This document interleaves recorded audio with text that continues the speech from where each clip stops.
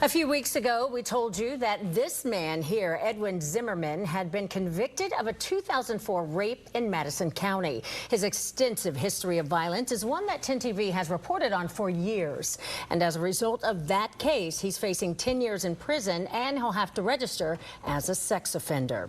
But tonight, we don't want to talk about him. Instead, we want to introduce you to the woman at the center of that case. She emailed 10 TV after that story ran to share her story with us. And tonight, in a story you'll see only on 10, she tells 10 Investigates reporter Rochelle Aline she wants to encourage other survivors to speak up no matter how long it takes to get justice. It was a journey. At 18, most new adults are preparing to take on the world. But it was definitely a journey. But Jamie Matheny felt her world crumbling all around her. I decided to kind of go down the wrong roads, put me in a bad place in life. Court records show she survived a sexual assault in April of 2004 at the hands of a man with a long history of sexual violence.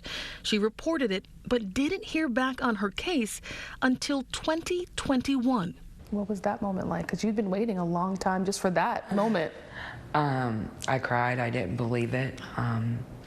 I wish that they would have listened to me 20 years ago before that.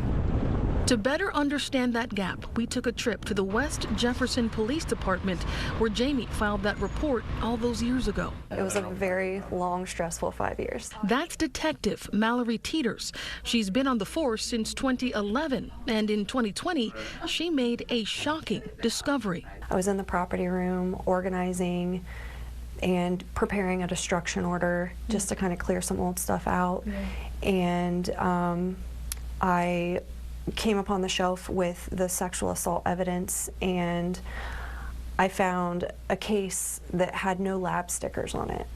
And the case file was actually sitting there with it. So I read it and realized that the victim in the case had actually named the suspect, but the property had never been sent to the lab to be tested. It was DNA evidence from Jamie's original report. West Jefferson Police Lieutenant Casey Conley says he doesn't know why the evidence wasn't processed at the time, but they ran it and got a match. And after a lengthy legal battle, in mid-September, Jamie heard the guilty verdict she'd been waiting for more than 2 decades. She tells 10 TV she's grateful for those who fought for her this time around. And she adds that she's now looking forward to the future. What is the next chapter of Jamie? Like, what's next for Jamie? I'd like to help other women that are just like me. I want to enjoy the rest of my life. And that chapter is finally closed after 21 years. Rochelle Aline, 10 TV News.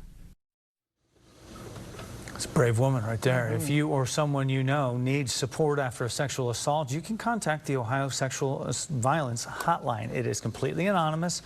You can call them at 844-644-6435. They are available 24/7.